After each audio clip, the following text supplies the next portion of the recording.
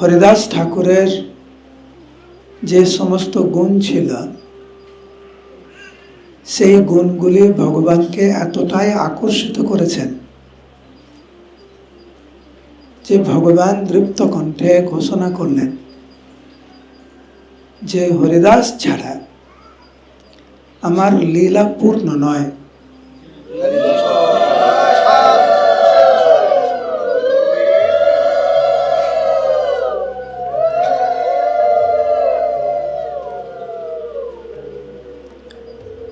মহাপ্রভু কেন এত আকৃষ্ট হলেন হরিদাস ঠাকুরের প্রতি?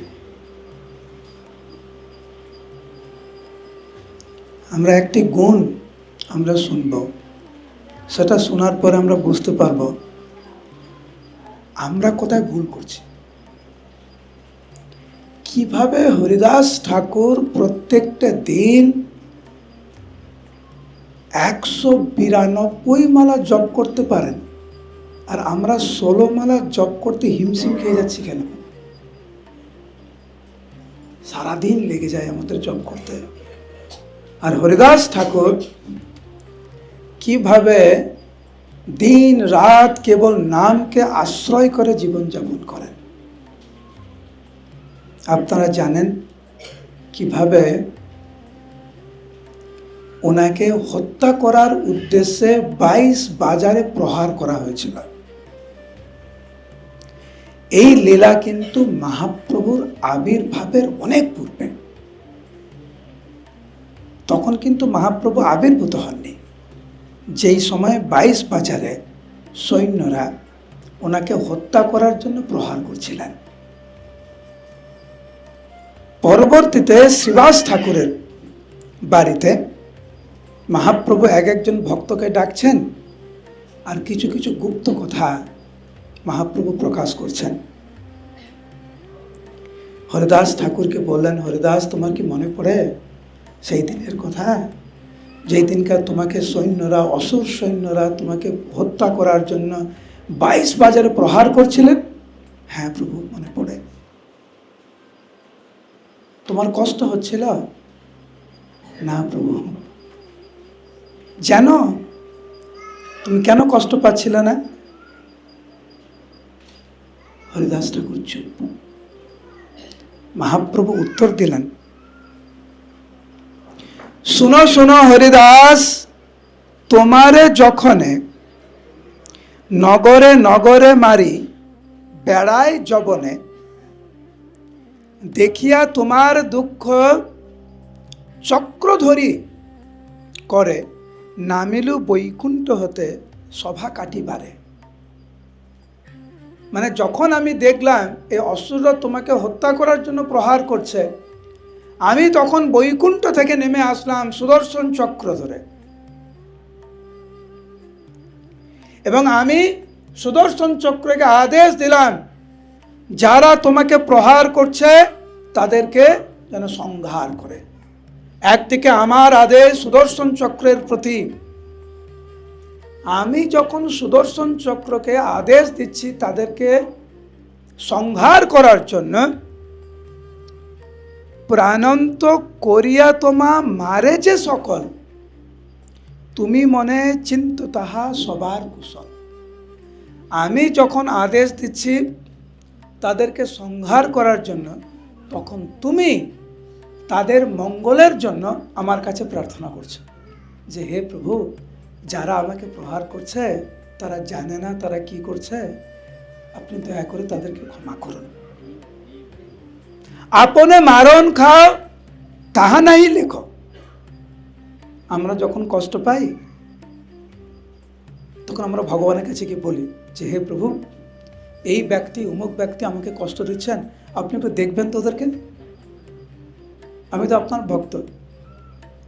কিন্তু হরিদাস ঠাকুরকে যখন হত্যা করার চেষ্টা করা হচ্ছে, ওই সময়ও ভগবানের কাছে হরিদাস ঠাকুর প্রার্থনা করছেন ওদের মঙ্গলের জন্য, নিজের জন্য প্রার্থনা করছেন না। তখনও তা সবার মনে ভালো দেখো। জীবনের প্রতিকূল পরিস্থিতিতেও নিজের কথা না ভেবে অপরের মঙ্গল কামনা করা অপরের জন্য প্রার্থনা করা। এমনকি তথাকথিত যারা আমাদের ক্ষতি করতে চাইছে তাদের জন্য প্রার্থনা করা হচ্ছে একজন ভালো ভক্তের লক্ষণ। তুমি ভালো দেখিলে না করমুই বল। যখন তুমি প্রার্থনা করছো ওদের জন্য, তখন আমি আর কি করব? কারণ আমার সংকল্প থেকে তোমার সংকল্প আরো বেশি দৃঢ়, আরো বেশি বল। তুমি যখন ওদের জন্য প্রার্থনা করছো, তখন আমি আর কি করব? সুদর্শন চক্র আর কিছু করতে পারলো না। কিন্তু তুমি তাদের জন্য প্রার্থনা করছো, তারা কিন্তু তোমাকে মেরেই যাচ্ছে। তা সত্ত্বেও তুমি তাদের জন্য প্রার্থনা করছো। আমি দেখছি কি সুদর্শন কিছু করছে না, কারণ তুমি অনুরোধ করছো। আমি কোনো উপায় না দেখে তোমার পিঠে পিঠ আমি লাগিয়ে দিলাম, এবং তোমাকে যত প্রহার করা হয়েছে সেই প্রহারগুলো আমি স্বীকার করেছি। বিশ্বাস করো না? দেখো, বলে মহাপ্রভু ওনার পিঠ, এই লীলা কিন্তু মহাপ্রভুর আবির্ভাবের পূর্বে। কিন্তু হরিদাস ঠাকুর যখন দেখলেন যে মহাপ্রভুর পিঠে সেই সমস্ত দাগ, প্রভু মুখে শুনি মহা কারুণ্য বচন, মূর্ছিত পড়িলা হরিদাস ততক্ষণ। হরিদাস, যার বাচ্চা কান্না করছে, যাই না আমাদের গ্রুপে আছে কিনা, ওনাকে একটু বাইরে নিয়ে যান দয়া করে। হরিদাস ঠাকুর তৎক্ষণাৎ মূর্ছিত হয়ে পড়লেন। যখন মহাপ্রভুর আশীর্বাদে যখন ওনার জ্ঞান ফিরল, হরিদাস ঠাকুর মহাপ্রভুর চরণ কমরে লুটিয়ে পড়ে ক্রন্দন করতে করতে বললেন, হা হন্ত হন্ত দুরিতেন বিপজ্জনেন মা ঠিক দিগন্ত মম কর্ম জানশ্চ দিক দিক। হে প্রভু, আমার জন্মের দিক, আমার কর্মের দিক, আমার জন্য তোমাকে এত কষ্ট পেতে হয়েছে, তাহলে আমি কেমন? হরিদাস ঠাকুর এইভাবে যখন মহাপ্রভুর চরণ কমলে প্রার্থনা করছেন, তখন ভগবান বলছেন, তুমি এত ভেঙে পড়ছো কেন? এটাই তো আমার স্বভাব। ভগবান বলছেন যে ভক্তকে রক্ষা করা তো আমার স্বভাব।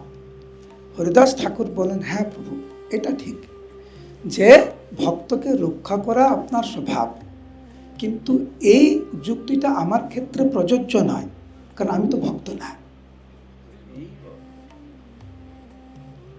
এই বলে হরিদাস ঠাকুর ক্রন্দন করতে লাগলেন। হরিদাস ঠাকুর বিনম্র চিত্তে মহাপ্রভুর কাছে প্রার্থনা করতে লাগলেন,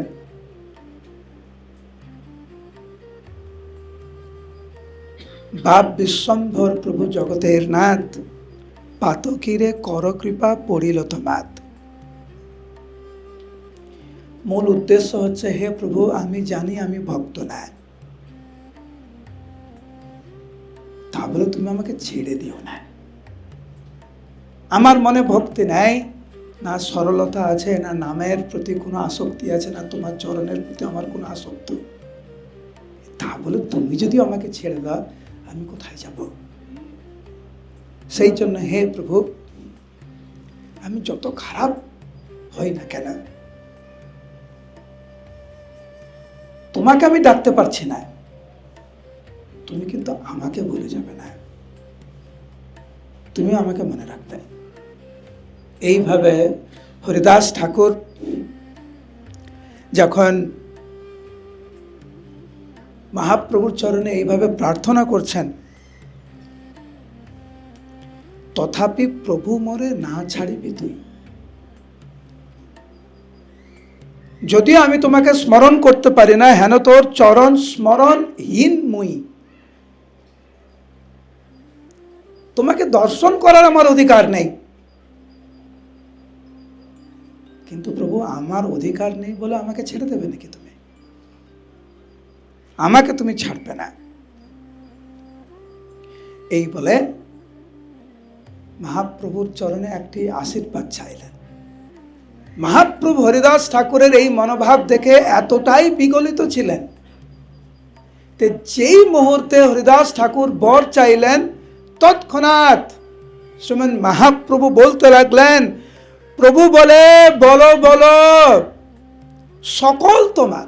আশীর্বাদ চাইনি, কিন্তু এখন বর চাইনি, কিন্তু মহাপ্রভু এমনি এমনি বলে দিচ্ছে যে আমি তোমাকে বলছি সব কিছু তোমার, আমার কাছে এমন কিছু নেই, তোমার অদয়ে কিছু নাহি কো আমার কাছে এমন কিছু নেই যা আমি তোমাকে দেব না। বলো তুমি কি চাও। হরিদাস ঠাকুরের যে প্রার্থনা আমার এখনো মনে আছে। এই শ্লোকগুলি যখন আমার পরমারাধ্য গুরুদেব সেই সময় জয় পতাকা স্বামী গুরু মহারাজ শুনছিলেন, আমি ছিলাম ওখানটায়, চোখ থেকে ওনার জল পড়ছিল, শরীরটা পুরো কাঁপছিল।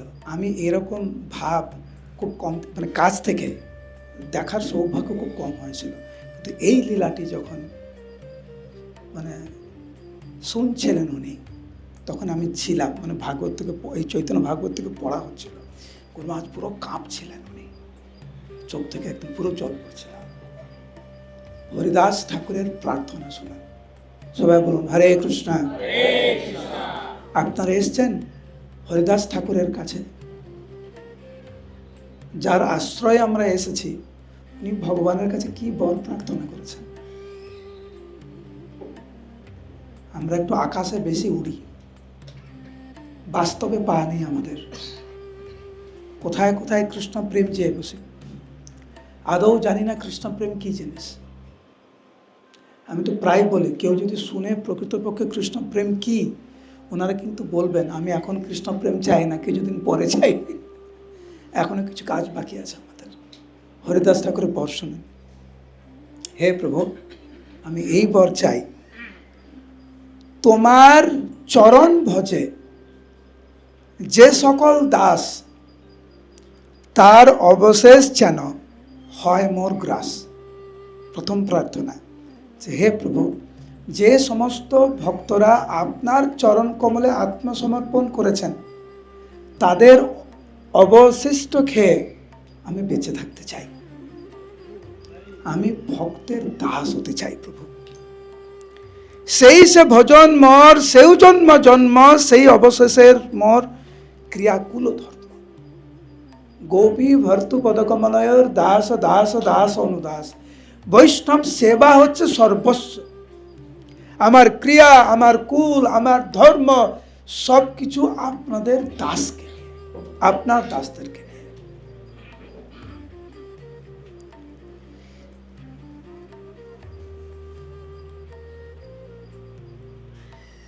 এই মোর অপরাধ হেন চিত্ত লয়, মহাপদ চাহ যে মোহর যোগ্য নয়। প্রভু রে নাথ রে বাপ বিশ্বম্ভর, মৃতময়ী মোর অপরাধ ক্ষমা কর।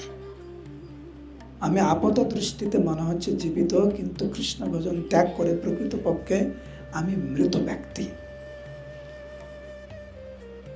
হে প্রভু, যেহেতু আমি অযোগ্য দাস আপনার,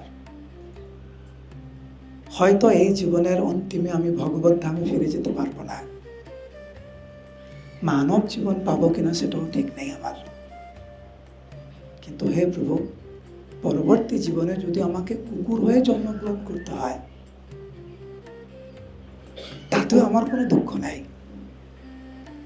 কিন্তু এই প্রার্থনা আমার, যদি কুকুর হয়ে জন্মগ্রহণ করতে হয়, তাহলে পরবর্তী জীবনে যেন ভক্তের গৃহে কুকুর হয়ে জন্মগ্রহণ করতে পারি, যাতে ভক্তের উচ্ছিষ্ট আমি পেতে পারি।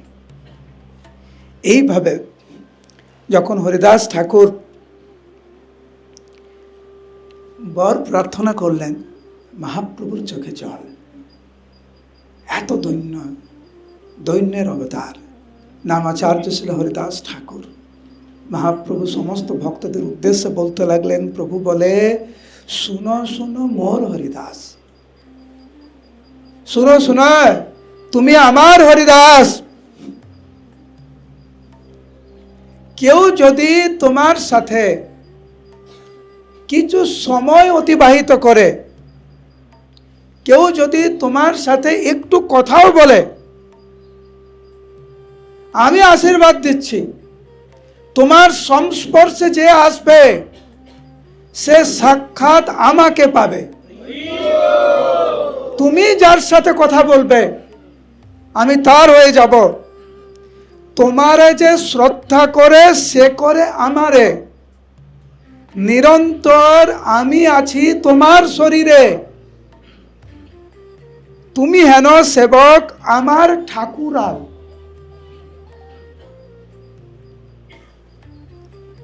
হরিদাস ঠাকুরকে মহাপ্রভু নিজের ঠাকুর বলে সম্বোধন করলেন, যে তুমি আমার ঠাকুর।